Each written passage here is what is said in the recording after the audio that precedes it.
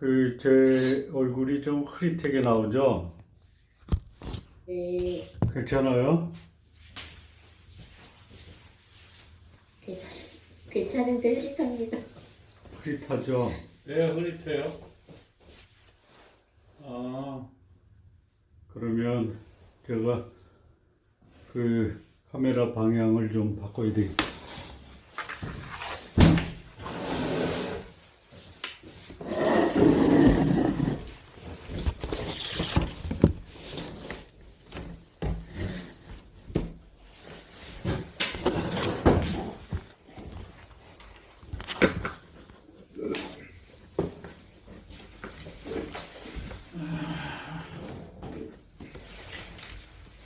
좀 나은가요? 예, 네, 괜찮아요? 우리 저기 성찬이 형제가 아주 선명하게 나오네. 오늘 저기 날씨가 추워서요. 제가 조금 따뜻하게 입었습니다.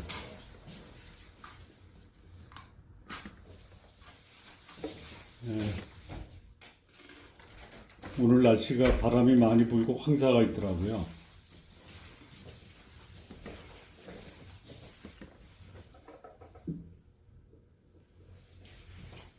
오늘 여기 교회는 세 분이 지금 오셔서 함께 공부하고 있고요. 오한진 장로님하고 최강희 집사님하고 박종일 장로님이 오셨습니다.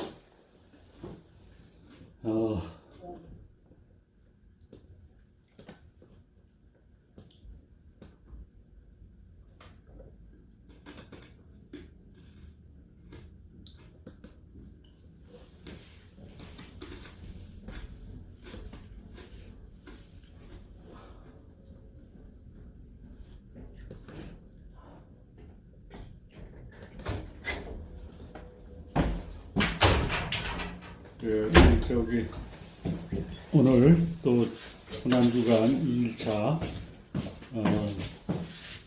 사경에 오신 우리 성도 여러분 진심으로 환영하고 지금부터 우리 함께 말씀 공부하도록 하겠습니다.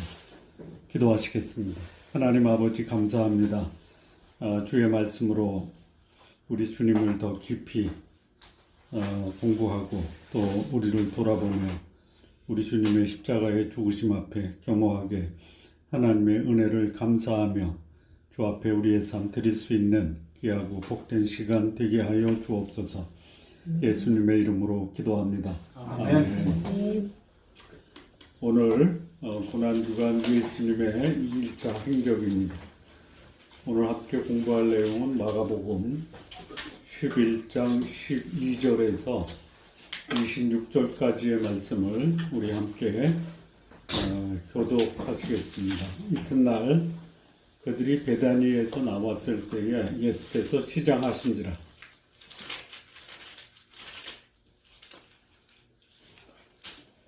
교독하시죠. 멀리서 잎사귀 있는 한 무화과 나무를 보시고 꼭 그 나무에 무엇일까 하여 가셨더니 가서 보신즉 잎사귀 외에 아무것도 없더라. 이는 무화과의 때가 아니니라. 예수께서 나무에게 말씀하여 이르시되 이제부터 영원토록 사람이 내게서 열매를 따먹지 못하리라 하시니 제자들이 이를 듣더라. 그들이 예수에게 들어가리라. 예루살렘에 예수께서 성전에 들어가서 성전 안에서 애매하는 자들을 내쫓으시며 돈 받는 자들의 삶과 기득하는 자들의 의를 불러 바꾸시며 아무나 물건을 가지고 성전 안으로 지나다님을 허락하지 아니하시고 이에 가르쳐 이르시되 기록된 바 만민이 또한 지기라 칭함을 받으리라 하시지 아니하였느냐. 너희는 강도의 소굴로 만들었도다 하시매 대제사장들과 서기관들이 듣고 예수를 어떻게 죽일까 하고 꾀하니 이는 무리가 다 그의 교훈을 놀랍게 여김으로 그를 두려워함일러라. 전날이 점을 매에 그들이 성으로 나가더라. 그들이 아침에 지나갈 때에 무화과 나무가 뿌리째 마른 것을 보고 베드로가 생각이 나서 묻자오되 여쭤되 납비여 보소서 저주하신 무화과 나무가 말랐나이다. 예수께서 그들에게 대답하여 이르시되 하나님을 믿으라. 내가 진실로 너희에게 이르노니 누구든지 이 산다로 들려 바다에 던지라 하며 말하는 것에 그 말하는 것이 이루어질 줄 믿고 마음으로 의심하지 아니하면 그대로 되리라. 그러므로 내가 너희에게 말하노니 무엇이든지 기도하고 구하는 것은 받은 줄로 믿으라. 그래야면 너희에게 그대로 되리라. 서서 기도할 때 하나가 있거든 용서하라. 그리하여 오신 너희 아버지 너희 허물을 너희 허물을 다하여 주시리라. 네, 오늘 이 본문의 말씀은 예수님이 2일차 고난주간 2일차에 있었던 사건을 기록하고 있는 내용인데요. 오늘 이 본문에서 두 가지 사건이 나오는데 하나는 뭐냐면 무화과 나무를 저주한 사건과 그 다음에 그 성전을 정화시킨 사건이 기록이 되어 있습니다. 이게 이제 예수님이 십자가에 달리시는 그 죽음의 사건을 앞둔 불과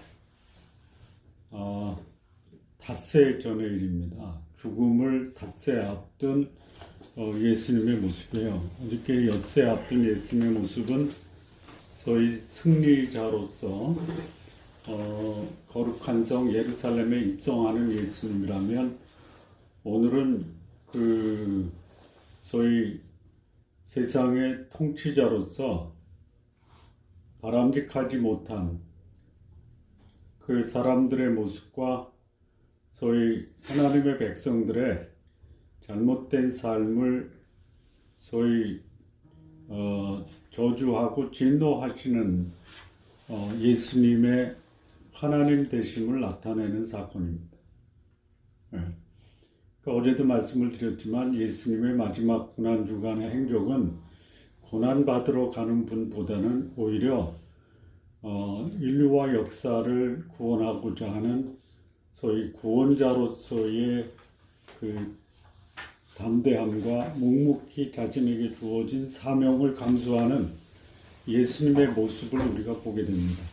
이 모습을 통해서 우리가 마지막까지 살아있는 동안이라면 죽음을 두려워하는 것이 아니라 나에게 주어진 사명이 무엇인가에 우리의 관심과 초점을 맞춰야 되는 것이 예수님이 그의 고난주간 마지막 행적을 통해서 우리에게 보여주시는 중요한 교훈입니다. 오늘 이 말씀을 조금 결과적으로 좀 말씀을 드리면요. 이튿날 이렇게 되어 있습니다. 이튿날은 뭐냐면 주일날에 종료주일 예수님이 승리에 입성을 하셨는데 이 승리에 입성할 때 반응이 소위 제자들 또 제자의 온 무리 또 예루살렘의 거민들의 반응과 또 바리새인들의 반응이 정반대죠. 그러니까 그 예루살렘 사람들이 예수님을 환호할 때 예수님께서 바리새인들이 예수님을 붙들고 한 말이 뭐냐, 제자들 책망하십시오. 무슨 쓸데없는 헛소리를 하느냐. 그때 예수님이 뭐라고 하시냐면 예루살렘 사람들이 침묵하면 돌들이 오히려 소리를 지를 거다. 그러니까 여기 어제 그 종료주일 승리에 입성할 때의 함성을 예수님이 굳이 세 가지로 구분하셨다면, 첫째는 제자들의 함성, 그 다음에 예루살렘 사람들의 함성, 그 다음에 돌들의 함성, 그 다음에 그 함성을 오히려 그 거부하고 반대했던 소리, 이렇게 좀 나눌 수 있다면 소위 제자들이나 예루살렘 거민들이 외친 함성은 진리를 외친 거지만 그들의 속에서는 그 의미가 무엇인지 그들이 생각하는 예수님의 입성과 또 예수님이 예루살렘에 입성하는 그 의미는 사뭇 차이가 날 수 있고, 그것에 대해서 이제 바리새인들이 반응한 것은 예수님을 결코 메시아로 인정하는 것이 아니라 자신의 기득권을 해치는 그런 그 소위 위험 인물로 예수님을 죽이려고 한다라는 거죠. 자, 그렇게 이제 종려주의를 지내고 다시 예수님이 베다니로 돌아가십니다. 돌아가서 거기서 하룻밤을 묵으시고 그 이튿날 예수님이 이제 다시 예루살렘으로 오시는데요. 자, 그 종려주일 어제 어떤 일이 예루살렘에서 있었냐면요. 그 무리들이 함성하는 것으로 끝난 게 아니고요. 그 마가복음 11장 12절 앞구절 12장 11절인데요. 거기 보면은요. 종려주일 승리에 입성하는 그날 예수님이 예루살렘에서 무슨 일을 하셨는가가 거기 기록되어 있거든요. 11절 보면 예수께서 예루살렘에 이르러 성전에 들어가사 모든 것을 둘러보시고 때가 이미 저물매 12 제자를 데리시고 베다니에 나가시니라 이렇게 돼 있어요. 그러니까 어제 뭐 하셨냐면 예루살렘에 들어가서 환영도 받았지만 성전에 가셨어요. 그래서 둘러보신 거예요. 근데 지금 이 시기가 언제냐면 6월절이 소위 며칠 남았냐면 어제는 엿새 남은 거거든요. 엿새 6일 전이에요. 그러니까 6월 전에 이제 그 천하 만국에서 온 그 유대인들도 있을 거고 또 예루살렘에 있는 유대인도 있을 거고 또 유다 각 지역에 있는 사람들이 예루살렘으로 몰리는 거예요. 근데 이제 그 전에 뭐가 있냐면 제사들이 그 동물들을 파는 사람들이 먼저 그 거기에 자기 소위 그 물건 파는 털을 잡는 그런 소위 그 장이 쓰기 전에 미리 준비하는 장사꾼들이 와서 이 성전이 완전 시장바닥이 됐다라는 거예요. 예. 그리고 이제 그 다음날 베다니에서 올라오시면서 뭘 보냐면 무화과 나무를 보는데 왜 무화과 나무를 보냐면 거기 나무에 무엇이 있을까 해서 무화과 나무를 보시는데 잎사귀 외에는 없어요. 근데 이때가 무화과 때가 아니었거든요. 그런데 이제 여기 14절에 보면 예수께서 나무에게 말씀하여 이르시되 이제부터 영원토록 사람이 내게서 열매를 따먹지 못하리라 하시니 제자들이 들어요. 예. 자, 이게 이제 다른 말씀에서는 저주하세요, 저주. 예. 근데 여기 이제 그 무화과 때가 아닌데 무화과를 찾고 무화과 없으니까 여기 영원토록 사람이 내게서 열매를 따지 먹지 못하리라고 저주한 말이 과연 그 합리적이고 이성적이고 납득할 만한 거냐? 어떻게 봐서는 이상하다. 이게 납득할 수 없다. 그런데 납득할 수 있는 이유가 있는데요. 그게 뭐냐면 무화과 나무가 1년에 2번 열매를 땁니다. 하나는 언제 따냐면 4월에 따고요. 또 하나는 언제 따냐면 6월, 7월에 무화과가 맺혀요. 그래서 3월에 맺는 무화과는 4월에 따요. 이거를 뭐라고 하냐면 파가라는 단어로 소위 그 초봄에 맺히는 무화과요. 굉장히 작아요. 그래서 돈 없는 사람들이 요 3월에 맺히는 이 무화과를 3, 4월에 따 먹어요. 그리고 이제 본격적인 큰 무화과는 6월, 7월에 맺혀서 8월에 추수하는 이런 그 8월에 추수하는 무화과를 뭐라고 하냐면 바쿠라라고 그래요.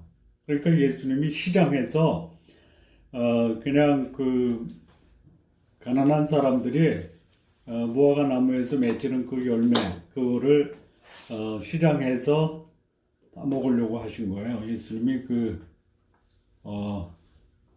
시장하셨어요.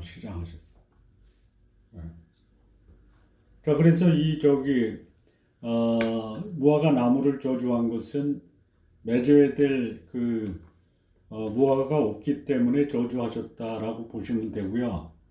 그 다음에 여기 이제 그 열매가 있다라는 것을 입증하는 게 뭐냐면 잎사귀가 있거든요. 잎사귀가 있으면 반드시 열매가 있어야 되는데 그 나무에 열매가 없었다. 예. 그 다음에 이제 그렇게 이 무화과 나무를 저주하고 예수님이 예루살렘에 들어가십니다. 15절에. 이 성전에 들어가니까 아니나 다를까 어제 보았던 이 성전 장사 준비하는 사람들이 이제 성전에서 뭐하냐 매매하는 거예요. 매매. 예, 또 돈도 바꾸고요. 그다음에 비둘기도 팔고요. 여기서 매매한다라는 것은 뭐냐면 양과 소예요. 예.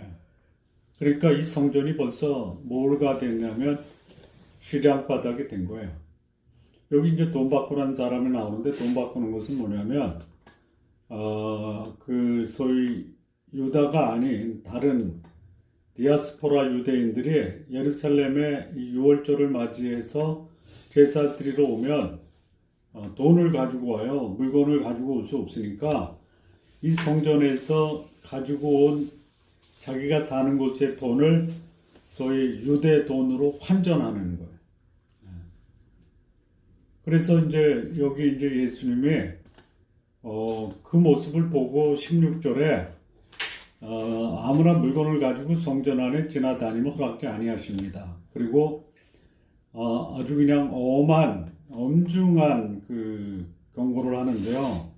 내 집은 만민이 기도하는 집인데 너희는 강도의 소굴로 만들었다라는 거예요. 기도하는 집이 강도의 소굴이 됐다. 사실 성전은 뭐냐? 하나님의 임재를 나타내잖아요. 그러니까 이 성전은 누구의 집이냐? 하나님의 집이에요. 하나님의 집.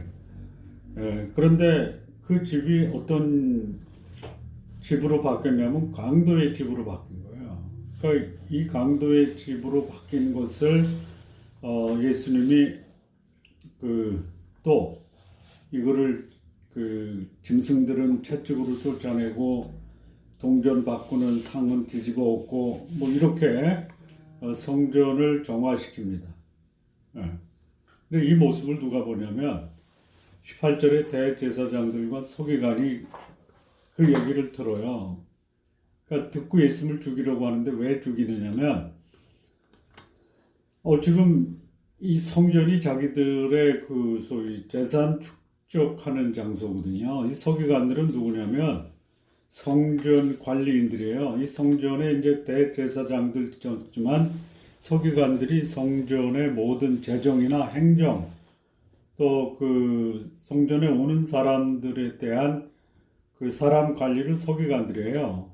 그래서 이제 사실 그 대제사장과 서기관이 뭐냐? 이 광도의 구렬의 소위 그 책임자다 이렇게 보면 돼요. 그러니까 여기서 장사하는 사람은 대제사장과 서기관들하고 계약을 맺어서 여기서 뭐 돈 버는 거예요. 돈 버는 거예요. 근데 강도예요. 강도라는 게 뭐냐면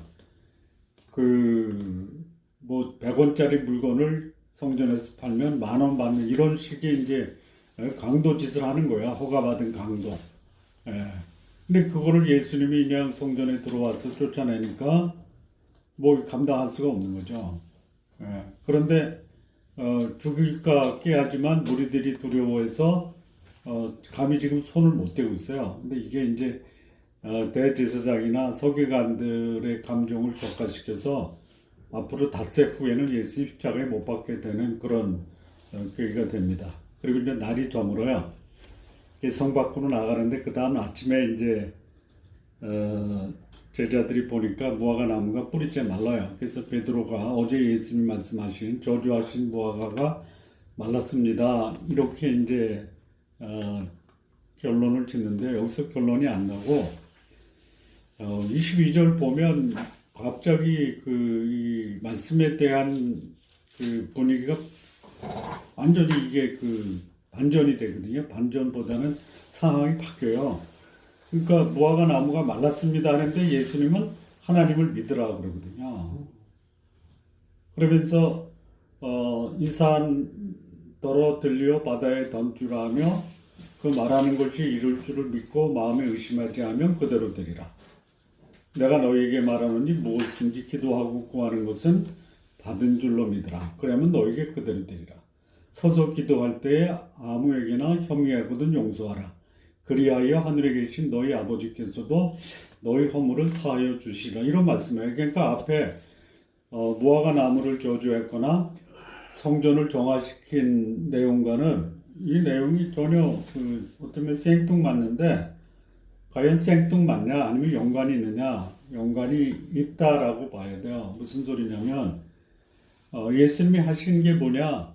무화과 나무를 저주한 거고 성전을 정화한 거예요. 이건 누구만이 할 수 있는 거냐면 하나님만이 할 수 있는 거예요. 그러니까 하나님의 권위가 무화과 나무와 성전 정화로 나타났어요. 그러니까 여기 베드로가 생각이 나서 어제 저주하신 무화과가 말랐습니다. 이랬더니 이게 뭐예요? 말씀하신 대로 됐네요. 이거 아니에요. 하나님 예수님이 말씀하시면 그 말씀이 그대로 실현된다라는 것을 베드로가 고백한 거예요.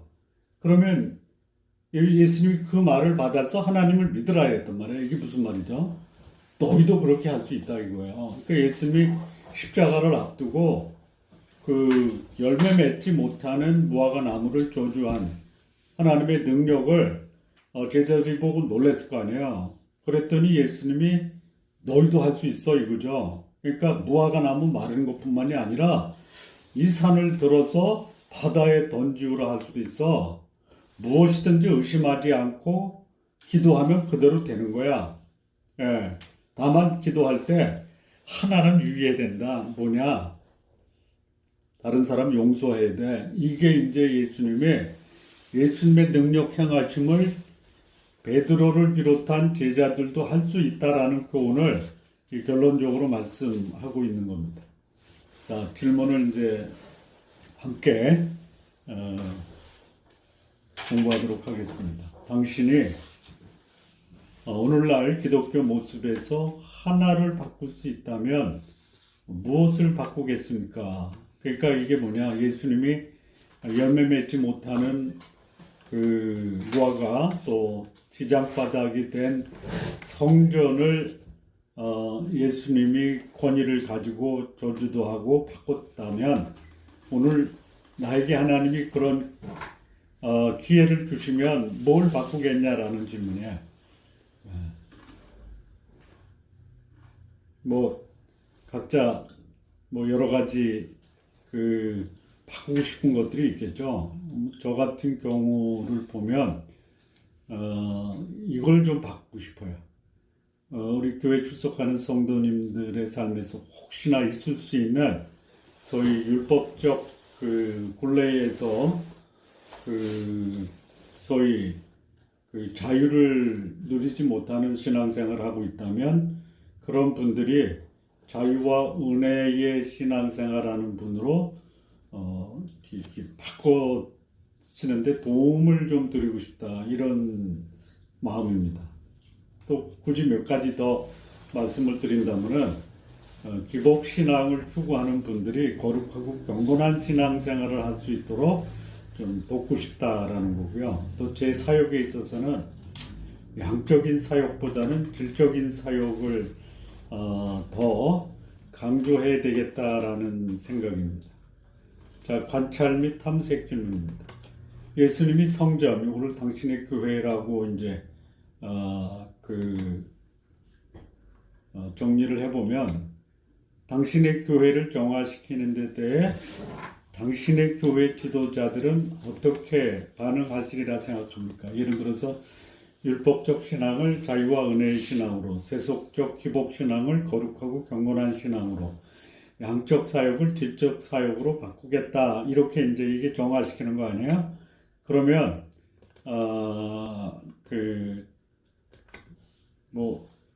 우리 교회도 뭐 있을 수 있고, 뭐 저도 저는 뭐 그렇게 하니까 이렇게 한다면 저는 뭐 적극적으로 환영하고 또 거기에 동참할 수 있는데요. 모든 교회가 그렇지는 않을 수 있다라는 거죠. 어떻게 반응할 것이냐. 제가 좀 생각을 해봤는데요. 정화를 시키는 것이 무엇이냐에 따라서 다르게 반응할 수 있다라는 생각을 했는데요. 예를 들어서 교회를 청소하겠다, 뭐 주변을 소위 정리를 하겠다. 그러면 뭐 교회 지도자들이 그냥 환영하고 또 고맙게 생각하겠죠. 그런데 이제 교회 청소하는 것이 아니라 예를 들어서 목사 설교가 너무 지나치게 율법적이다라고 지적하면 어떤 반응을 보일까요? 너무 율법적으로 그 성도들을 묶으려고 하니까 그거를 좀 자유와 은혜의 그 신앙으로 좀 설교를 바꿔주십시오라고 교회 지도자들에게 말하면 어떻게 할까요? 아마 모르긴 몰라도 굉장히 겉으로는 고맙다라고 하지만 속으로는 불편할 수 있을 거예요. 또 이제 혹시 이 성도님들 중에 우리 교회 재정이 제대로 되는지 좀 그것을 공개적으로 또 객관적으로 감사하십시오라고 하면 교회 지도자들이 어떻게 반응할까요? 아마 모르긴 몰라도 상당수가 이 거룩한 하나님의 장부는 교인들에게 공개할 수 없다라고 거부하고 숨길 수도 있겠다라는 생각이 들고요. 또 이제 이 교회에 예를 들어서 파당이 있잖아요. 예를 들어서 초대교회에 베드로파, 바울파, 그리스도파, 별파들이 있잖아요. 그래서 이제 그 교회에 목사님을 지지하는 파하고 또 평신도들 자율 어떤 교제권에서 이런 패거리를 좀 제거하자라고 하면은 아마 목사님을 지지하는 그룹을 경건한 교제권이라고 해서 그 패거리를 지적하는 것을 오히려 책망할 수도 있지 않겠느냐 이런 생각을 해봅니다. 자, 두 번째 성전의 이방인의 뜰에서는 희생 제물을 판매해서 이득을 남기는 그런 장사가 진행되고 있었어요. 그러니까 비둘기도 팔고 양도 팔고 여러 가지 짐승들도 팔고 또 이제 동전도 바꾸고 이런 일이 벌어지는데요. 예수님께서 이런 장사에 대해서 화를 내셨어요. 그러니까 여기는 이제 강도의 소굴이라고 점잖게 말로도 하셨지만 다른 복음서에서는 그냥 채찍으로 짐승을 내쫓고 또 여기도 이제 나오지만 동전 바꾸는 상을 뒤집어 엎고 비둘기 판매대도 뒤집어 엎잖아요. 아주 그냥 예수님이 소위 분노를 내신 거거든요. 왜 분노를 냈겠느냐라는 거야. 근데 이 말씀에 대해서 이사야 56장 6절에서 8절 보면요. 또 여호와와 연합하여 그를 섬기며 여호와의 이름을 사랑하며 그의 종이 되며 안식일을 지켜 더럽히지 아니하며 나의 언약을 굳게 지키는 이방인마다 내가 곧 그들을 나의 성산으로 인도하여 기도하는 내 집에서 그들을 기쁘게 할 것이며 그들의 번제와 희생을 나의 제단에서 기꺼이 받게 되리니 이는 내 집은 만민이 기도하는 집이라 일컬음이 될 것임이라. 8절 보면요. 이스라엘의 쫓겨난 자를 모으시는 주 여호와께서 말하노니 내가 이미 모든 백성 외에 또 모아 그에게 속하게 하리라 하셨느니라. 그러니까 이 성전은 뭐 하는 것이냐? 이방인까지도 와서 기도하는 집으로 이 성전을 하나님이 사용을 하셨어요. 그런데 기도하는 집을 강도의 소굴로 만들었잖아요. 17절에 보면요. 마가복음 11장 17절에 보면 만민이 기도하는 집이라 칭함을 받으리라 하지 아니하였느냐 너희는 강도의 소굴로 만들었다. 이게 분노하신 거야. 자, 하나 여기서 질문을 하나 드리면요. 강도의 소굴, 소위 시장바닥으로 만든 강도의 소굴은 성전의 어디를 말합니까? 그러니까 성전이 울타리가 있고요. 제일 외곽이 뭐냐면 이방인의 뜰이에요. 이방인의 뜰에서 들어가면 제일 앞에가 어디냐면 여인의 뜰이고 유대인이에요. 여인의 뜰을 지나가면 남자의 뜰이 있고요. 남자의 뜰을 지나가면 소위 성소 앞에 제사장의 뜰이 있어요. 그러면 여기서 이제 강도의 소굴로 만든 곳은 어디예요? 여기 이사야서 56장에 나온 이방인들이 거기 와서 기도하는 거거든요. 그러니까 하나님의 구원 계획은 모든 인류를 만민이라고 그랬다고요. 그런데 만민이 기도하는 특히 이방인들이 모여서 기도하는 곳이 어디냐? 이방인의 뜰이에요. 근데 거기를 뭘로 만든 거예요? 강도의 구렬로 만든, 시장토로 만든 거예요. 예. 그래서 예수님이 분노하신 거예요. 거룩한 하나님과 교제하고 하나님의 음성을 듣는 곳이 뭘로 바뀌었느냐? 인간의 탐욕을 충족시키는 시장으로 바뀌었다는 거예요. 그러니까 기도하는 집이 인간의 탐욕으로 인해서 하나님이 사라진 곳이 되어버린 거예요. 예. 그러니까 사람의 생명과 하나님의 임재보다는 하나님이 거하시는 곳을 수단과 방법을 가리지 않고 개인의 욕망을 추구하는 곳이 되었기 때문에 예수님이 분노하실 수밖에 없었다. 네. 자, 예수님께서 그 다음 문제를 보면요. 성전을 강도의 구렬이라고 부르시면서 무엇을 무슨 위협을 하셨습니까? 이게 나을 것 같아요. 네. 예레미야 7장 9절에서 15절을 보면요. 너희가 도둑질하며 살인하며 간음하며 거짓 맹세하며 바알에게 분향하며 너희가 알지 못하는 다른 신들을 따르면서 이렇게 돼요. 내 이름으로 일컫음을 받은 이 집에 들어와서 내 앞에 서서 말하기를 우리가 구원을 얻었나이다 하느냐. 이는 이 모든 가증한 일을 행하려 함이로다. 내 이름으로 일컫음을 받은 이 집이 너희 눈에는 도굴의 소굴로 도둑의 소굴로 보이느냐. 보라, 나 곧 내가 그것을 보았노라. 여호와의 말씀이라.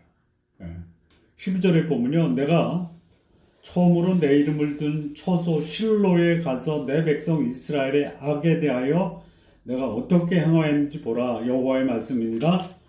이제 너희가 그 모든 일을 행하였으며 내가 너희에게 말하되 새벽부터 부지런히 말하여도 듣지 아니하였고 너희를 불러도 대답하지 아니하였느니라. 그러므로 내가 실로에 행한 같이 너희가 신뢰하는 바 내 이름으로 일컬음을 받은 이 집 곧 너희와 너희 조상에게 준 이곳에 행하겠고 내가 너희 모든 형제 곧 에브라임 온 자손을 쫓아낸 것 같이 내 앞에서 너희를 쫓아내리라 하셨다 할지니라.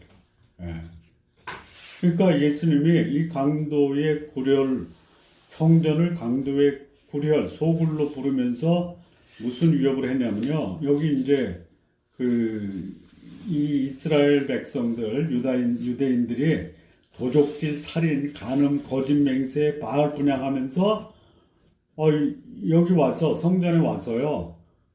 우리 구원을 얻었나이다. 이런 말을 하는 거야. 이런 가증한 거 아니야. 그러니까 완전히 더러운데 진흙탕에 빠져서 거룩한 집에 들어와서 사람들이 더 들어오지 마니까 나 깨끗해. 이런 가증한 일을 하는 거야. 근데 이게 이제 이때만 있었던 것이 아니라 12절에 뭐가 나오냐면 실로라는 게 나오죠. 실로. 실로. 실로가 뭐죠? 실로가 두 군데 나오죠. 14절에도 내가 실로에 행한 같이. 이 실로는 뭐냐면 사사시대에 실로에 성막이 있었어요. 성막.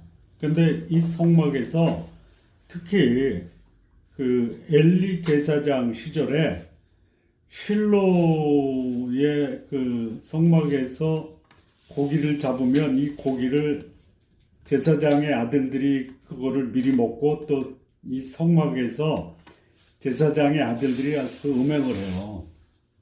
그래서 이 실로가 블레셋에 의해서 파괴가 돼요. 법궤도 뺏겨요. 그러니까 이런 일이 벌어졌다라는 거죠. 그래서 지금 너희들이 성전을 소위 강도의 구렬로 만들었기 때문에 이 성전도 파괴되고 법궤도 빼앗기고 또 너희들이 하는 기도 13절에 보면 기도도 부지런히 말하지만 내가 듣지 않겠다. 그리고 15절에 보면 에브라임 온 자손이 쫓아낸 것 같이 내 앞에서 너희를 쫓아내겠다. 그러니까 유다도 쫓겨날 거다. 성전을 더럽히는 하나님의 인재와 하나님의 거룩함을 훼손하는 자는 하나님이 거길 떠나요. 이 뺏겼다라는, 그러니까 법궤가 블레셋에 뺏겼다라는 것이 역사적으로 사실이지만 그 내용은 뭐냐? 하나님의 백성들과 같이 거할 수가 없다라는, 예? 하나님이 이스라엘 백성을 외면하셨다라는, 예. 그 역사가 예수님 당시도 재현되었고, 뭐 오늘날도 뭐 틀리지 않을 수 있다라는 거예요. 자, 3번 문제요. 무화과나무 이야기는 성전을 정화시킨 것과 어떤 관련이 있습니까? 어떤 관련이 있습니다. 어떤 관련이냐? 이 무화과나무는 사실상 그 이스라엘 또는 유다를 상징하는 나무입니다. 무화과가.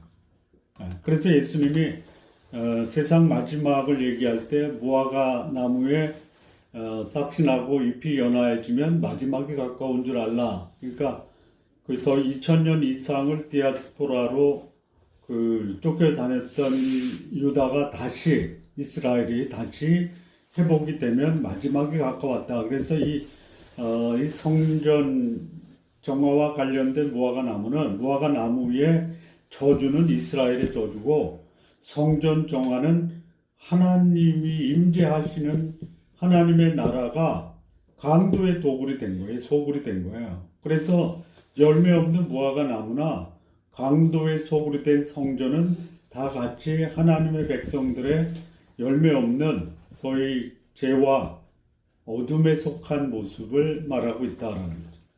예. 그래서 열매 없는 무화과 나무는 저주를 받고 성전에서는 탐욕을 충족시키려는 장사꾼들을 예수님이 몰아낸 겁니다. 그러니까 열매 없는 하나님의 백성들 저주와 진노를 받고 거룩함을 지키지 못한 성전은 결국에 파괴가 됐다라는 거예요. 그리고 성전을 더럽힌 유대인은 그야말로 전 세계로 추방되는 그런 비극적 종말을 맞게 됩니다. 자, 그 다음 문제를 보면요. 바리새인들은 그들의 삶에서 입만 무성하고 열매 없는 것을 어떤 방법으로 덮으려 했습니까? 물론 이 본문에는 덮으려 했던 것이 안 나오지만요. 덮을 수가 없어요. 뭐 강도의 소굴로 만드는 게 눈으로 보이는데.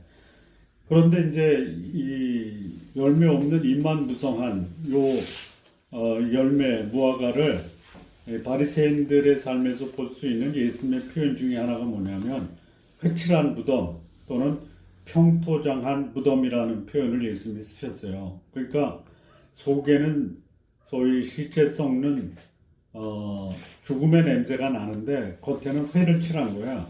그러니까 그 속의 부패를 겉에 회를 칠해서 덮으려 했다라는 거죠.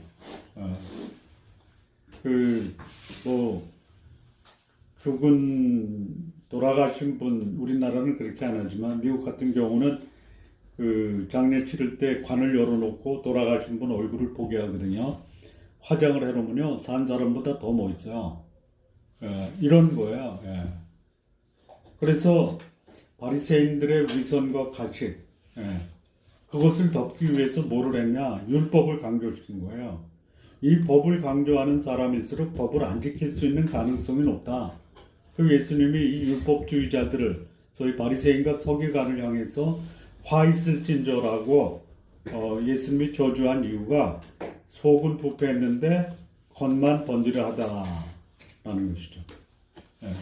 그래서 유대인 이 바리새인들이 강조했던 게 뭐냐? 안식일, 할례, 절기 이건 뭐 빠짐없이 참석하고 또 그것을 지키느냐 안 지키느냐가 거룩하고 경건하냐를 평가하는 척도의 기준이 됐다는 거예요. 근데 예수님은 안식일보다 안식이 중요한 거고 할례보다 하나님의 백성으로서의 거룩한 삶이 중요한 거고 제사 드리는 것보다 하나님 말씀에 순종하는 것이 더 중요하다라고 강조했다는 거예요.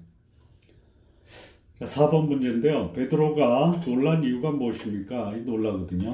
왜 놀랐냐면 무화과 나무가 뿌리째 마른 것을 보고 어제는 이상했는데 오늘은 보니까 이제 그게 그 저주하신 무화과가 이제 완전히 마른 거예요. 그래서 놀란 거죠. 왜 놀랐냐?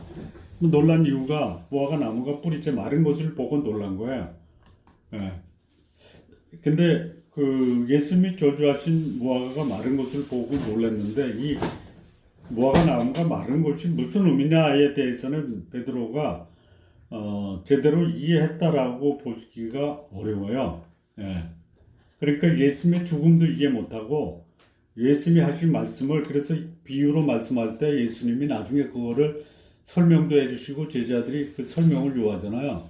근데 지금 이것은 나타난 현상만 보고 놀랬지 그 내용은 충분히 이해하지 못한 게 아니냐. 다만 이제 이 무화과 나무가 열매가 없기 때문에 뿌리째 마르는 저주를 받았다라고는 이해해도 그것이 본인에게도 해당될 수 있고 이스라엘 민족에게도 해당될 수 있고 또 역사 속에서 하나님의 백성들이 열매 없을 때 이런 그 하나님의 심판과 진노를 받는다라는 것에 대해서는 이해가 부족했을 수 있겠다라는 생각이 듭니다.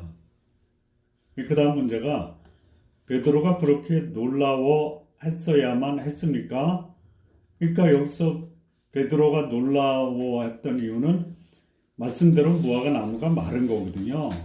이게 놀라워한 거예요. 그런데 더 놀라워해야 했던 것이 있다면은 유대인들, 당시의 유대인들, 유대의 멸망을 예견한 것에 놀라워했어야 되고 또 한편으로는 이 베드로가 나중에 예수님을 부인하고 저주까지 하잖아요.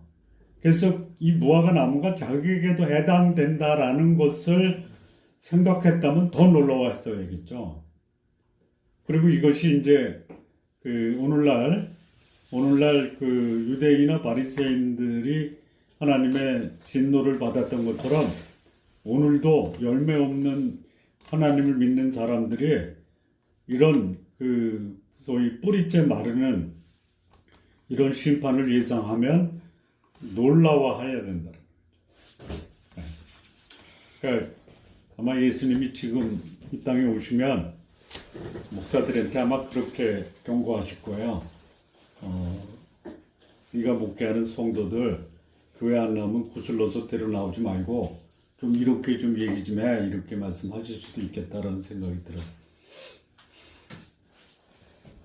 자, 그 다음에 이제 여기 예수님이 하신 것에 대해서 베드로가 놀란 것은 예수님이 이런 권위를 가지고 무화과 나무도 마르게 하고 성전을 정화시켰잖아요. 이건 엄청난 소위 시대를 도전하는 예수님의 도전이거든요. 그러니까 바리새인과 서기관 대제사장이 유다를 거의 영적으로 지배하는 시대에 거기를 도전하는 것이 이게 엄청난 거예요.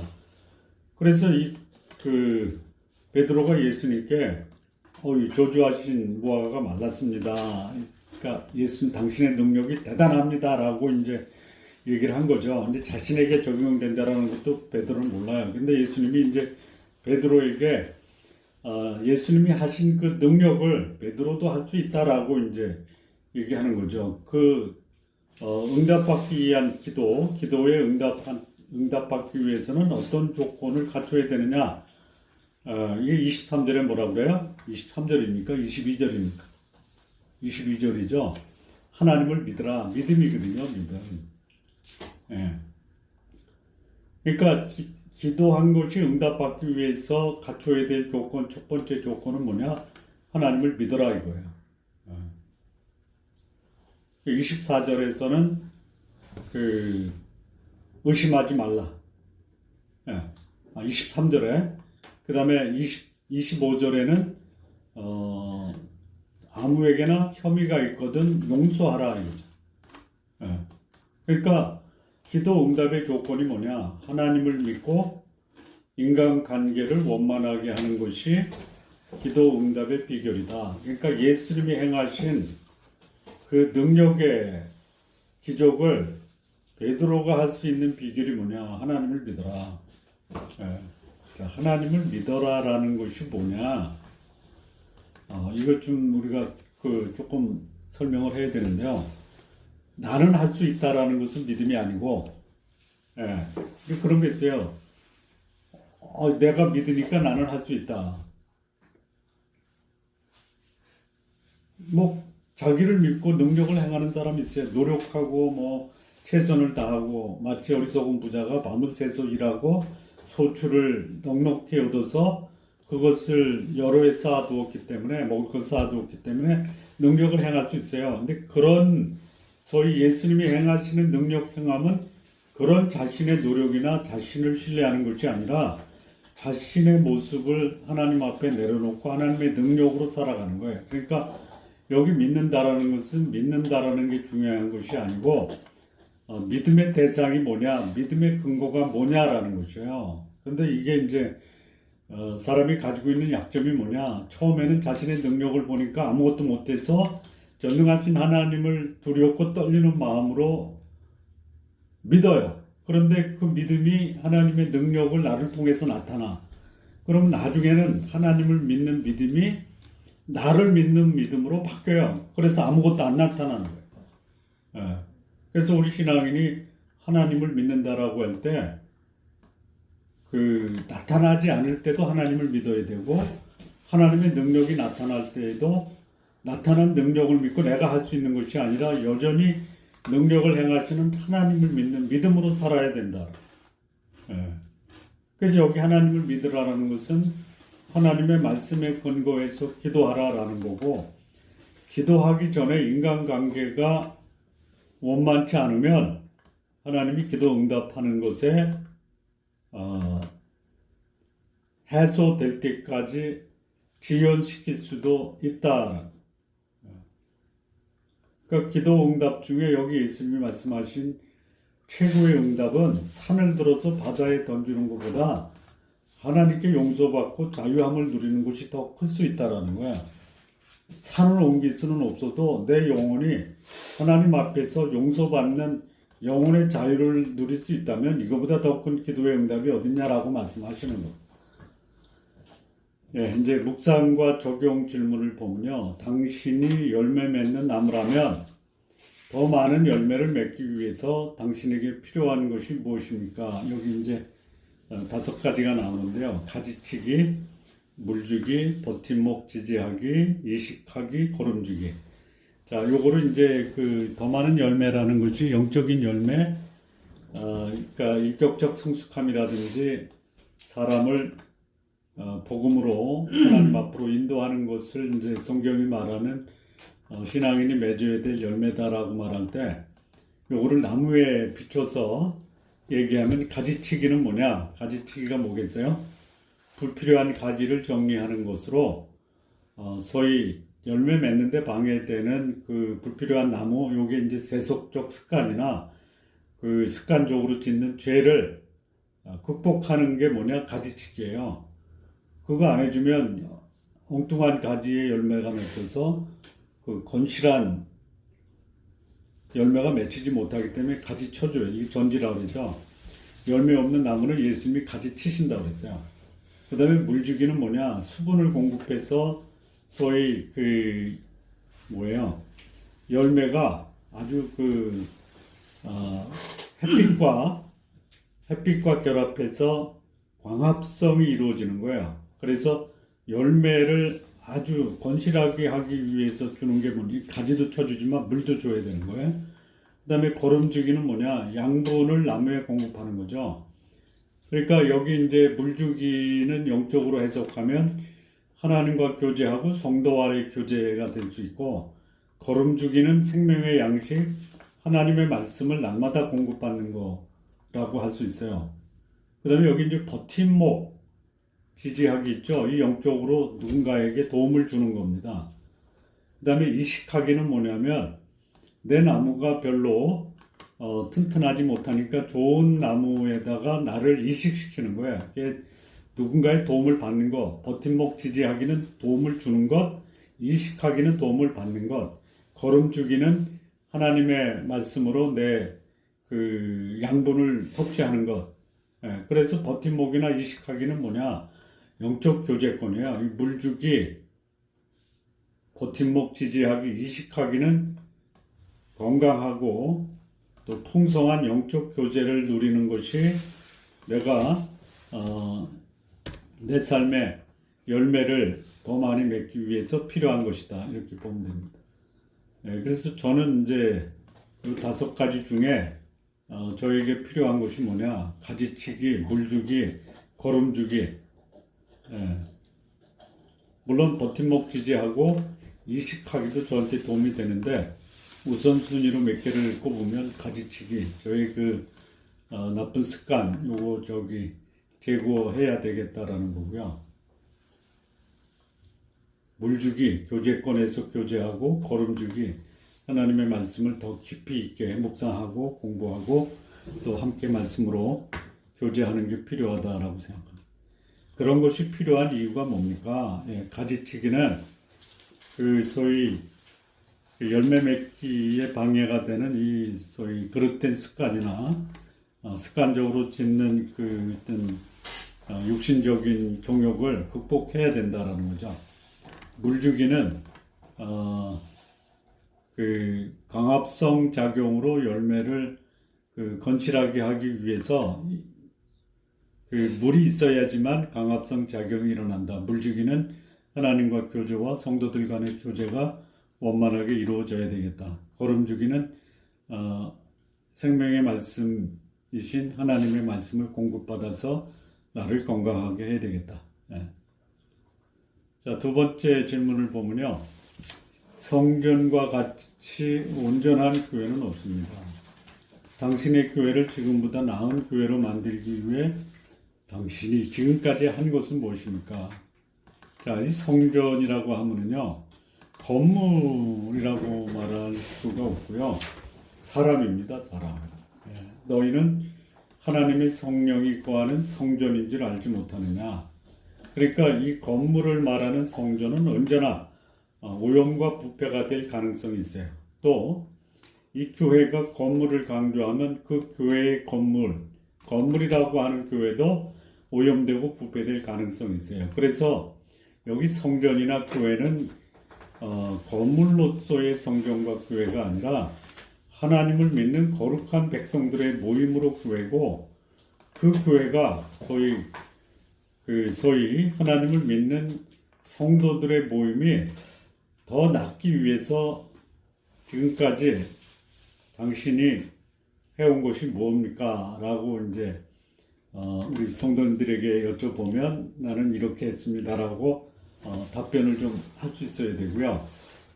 제가 해온 것이 있다면 지금까지 해왔고 앞으로도 그렇게 할 건데, 성경을 연구한 설교를 성도들에게 말씀으로 나눠야 되겠다.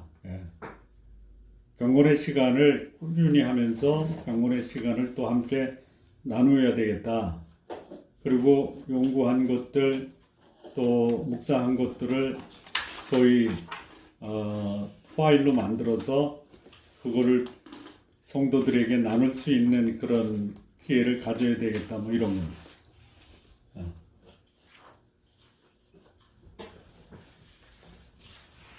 3번, 당신이 화를 낼 때 기분이 어떠합니까? 요 예수님이 분노하셨거든요.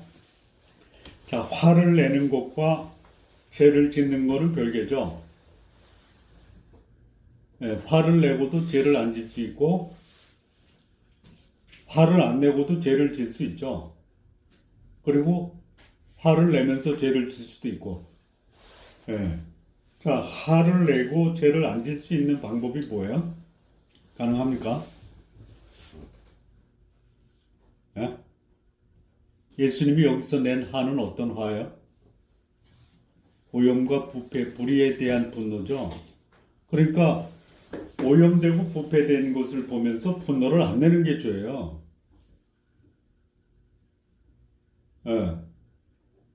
근데 여기서 이제 예수님 화를 냈던 화의 이유는 뭐냐면 성전이 지장바닥 강도의 불혈로 되고 열매 맺어야 되는 나무가 열매를 못 맺었기 때문에 화를 낸 거예요. 이게 이제 소위 말하는 감정을 해소하는 겁니까? 아니면 소위 의로운 분노라고 해서 분명한 목적이 있고 근거가 있고 또 그것은 화를 내서 그 문제를 해결해야 된다라는 분명한 목적의식이기 때문에 화를 낸 거예요. 예. 잘못하고 있는데 괜찮아 하는 것도 죄고, 또 잘못된 것을 잘못됐다라고 화를 내는 것도 이거는 죄가 아니다라는 거예요. 근데 이제 여기 이제 이겁니다. 당신이 화날 때 기분이 어떠냐? 예, 화내고요. 기분 나쁘지 말아야 돼요. 예? 어려워요. 이게 힘든 거야. 화가 나면 자기도 기분 나쁘고 다른 사람도 기분 나쁘게 하고 관계 깨지고. 저는 이제 화가 날 때 기분이 어떠냐 저를 봤더니요. 속에서는 열이 나고 숨이 가빠지고 때로는 이제 그 비난과 또 그 소위 저주와 진노의 말을 하고 싶을 때가 있어요. 하는 게 아니고. 자, 당신은 의로운 분노를 바라십니까? 의로운 분노를 내야 됩니다. 의로운 분노가 뭐예요? 오염과 부패, 그리고 죄에 대해서 침묵하는 것은 오히려 죄를 짓는 거고, 의로운 분노는 뭐냐면 분명한 원칙과 기준을 가지고 잘못된 것을 지적하는 게 분노예요. 그러면 의로운 분노를 언제 발휘해야 되느냐? 뭐 이런 거예요. 사람의 인격이 모독당했다. 무례한 행동을 한다. 그러면 그건 당연히 분노가 나야 돼요. 그러니까 나를 기분 나쁘게 했다라는 게 아니고 그렇게 하는 것은 잘못됐다라고 지적할 수 있어야 돼. 자, 당신이 화를 낼 때면 어떤 일이 벌어집니까? 이게 이제 첫 번째, 화날 때 기분이 어떠합니까나 화를 낼 때면 어떤 일이 벌어집니까? 뭐 비슷해요. 뭐 숨이 가빠지고 얼굴이 붉어지고 혈압도 올라가고. 자, 당신의 기도의 응답으로 받은 것 중에 놀랄 만한 것, 놀라가 아니라 놀랄입니다. 그것은 무엇입니까? 하나님이 저에게 기도 응답을 많이 해주셨는데요. 진짜 놀랄 만한 것이 많아요.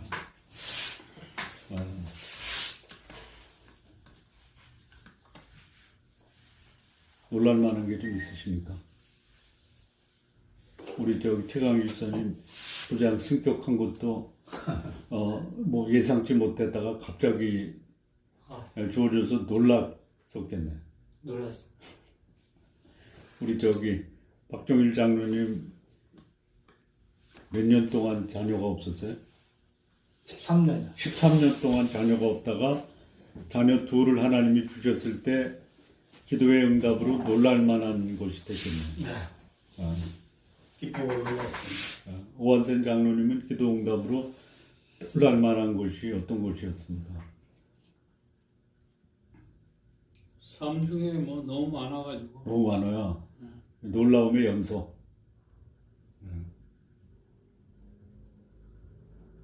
그러니까 그런 놀라움이 있다라는 것이 나 그런 일이 있었어로 끝나서는 안 되고 과거에 그런 놀랄 만한 일이 있었다면 앞으로도 있을 거다라는 거예요. 아멘. 자, 기도 응답을 받기 위해 얼마나 많은 믿음이 필요했었습니까? 뭐 절박했죠. 뭐.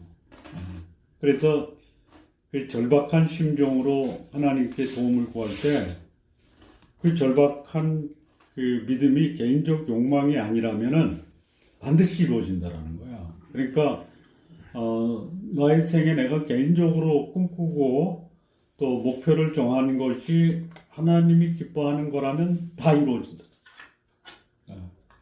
저 같은 경우를 보면 군대 간 것도 그렇고요, 유학 간 것도 그렇고요, 직장 구한 것도 그렇고, 결혼한 것도 그렇고, 지금 사역하는 것도 다 기도의 응답으로 이루어졌다 이렇게 볼 수가 있습니다.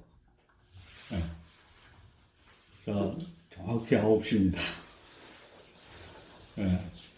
시간이 오늘 여기까지라 특별 연구 질문은요, 그냥 참고하셔서 보시기 바랍니다. 재밌어요.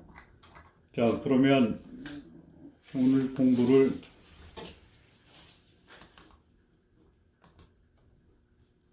여기까지 하고요.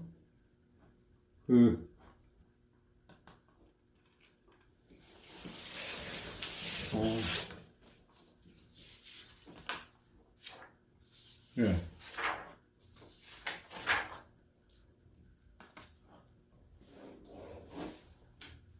그 화면을 좀 여시고요.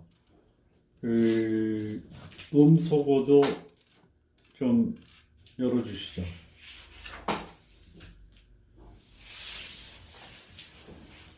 예. 오늘은 저를 포함해서 여기 오늘 교회 오신 분이 저를 포함해서 4분이시고요. 그래서 전체 9분, 어제 11분인데 오늘 2분이 참여를 못하네요. 오늘 같이 함께 고난주간 2일차 사경회에 참석하신 여러분 진심으로 환영하고 축복하고 감사합니다. 아멘. 우리 김미아 집사님 오늘 공부하면서 그 소감을 한 말씀 해주시죠. 저는 아까 말씀하신 거 열매를 맺기 위해서 할 일이 무엇인가라고 말씀해 주셨는데 가지치기, 물치기, 거름두기, 인식하기, 버팀목, 세우기 이렇게 말씀하셨는데 네. 저는 과연 무엇을 해야 할지 네. 고민하겠습니다. 고민하세요. 네, 왜냐면 제가 저를 잘 모르니까요. 저에게 더 필요한 것이 더 무엇인지 저는 저를 잘 모르잖아요. 그래서 고민을 해봐야 될 것 같아요. 제가 어떻게 해야 할지를 우리 어떤 저기 거를 더 네. 감사합니다. 문희영 자매님. 저는 예수님께서 열매를 맺지 못하는 무화과 나무를 보고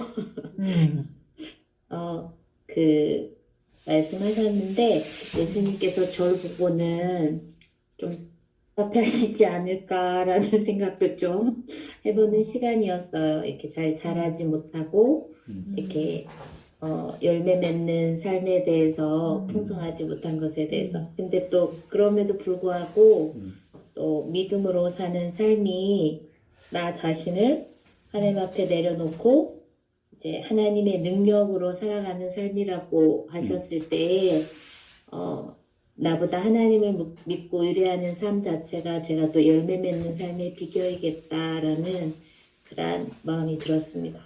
네, 우리 저기 황성찬 형제님. 예. 그 무화과나무 그걸 이렇게 보면서 계속 그냥 저랑 많이 제가 그런 무화과나무 같았다는 거를 계속 생각했는데 열매를 맺는 삶이 되기 위해서 오히려 저에겐 지금 시간이 가장 저에겐 기회인 것 같고 이렇게 회복의 그런 주님과의 관계 회복에 가장 좋은 시간인 것 같아가지고 오히려 지금이 가장 좋은. 네, 감사합니다. 우리 저기 최정희 간사님.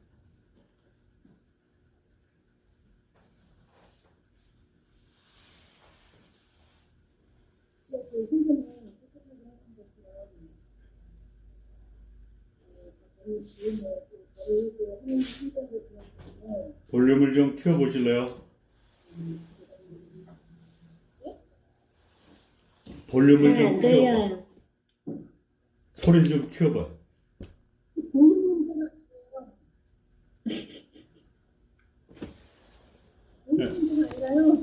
예.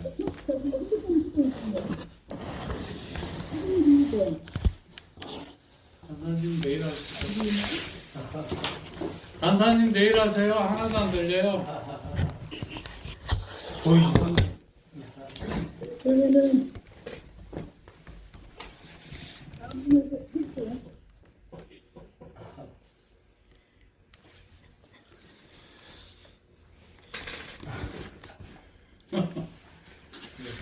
온라인 하시네. 안녕하세요.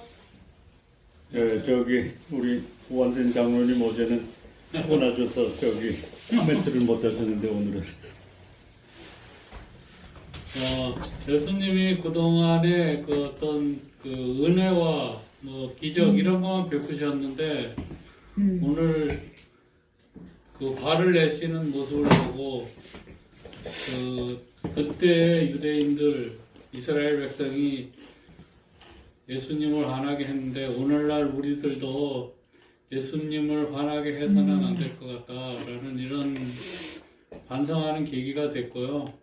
그래서 그러지 않기 위해서 하나님 말씀에 따라 기도하고 거룩한 신앙생활을 해야 되겠다라는 다짐을 했습니다. 네, 감사합니다. 우리 박종일 장로님. 네, 예수님으로부터 무화과 나무가 열매를 맺지 못해서 저주를 받았는데 제가 그러한 저주를 받지 않는 그런 그 하나님의 사람이 될 수 있도록 그렇게 노력을 하도록 하겠습니다. 우리 저기 최강 이사님이 총 정리 한번 해주시죠. 저는요. 일단 무화과 나무가 열매를 맺지 못하고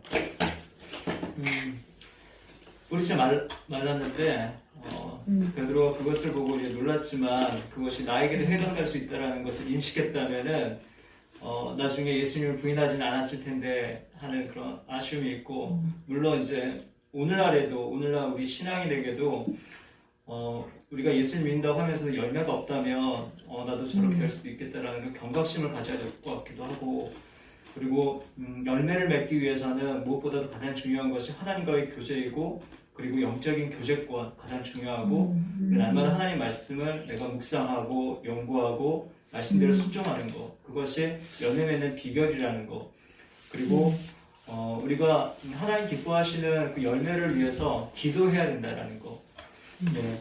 그리고 예수님은 오셔서 오염되고 부패되고 또 죄에 있는 모습들 그냥 지나치지 않고 외면하지 않고 거룩한 분노를 바라셨다라는 것 그래서 분명한 원칙과 기준을 가지고 잘못을 지적할 수 있는 용기도 필요하겠다라는 거 다시 한번 좀 생각하게 되고 네, 예전에 목사님 그런 말씀하셨거든요. 이제 그 내가 존재하는 그 미션, 내가 왜 존재해야 되는지, 그리고 어떤 비전을 가지고 살아야 되는지, 그때 이제 저 굉장히 좀 인상 깊어서 적었어요.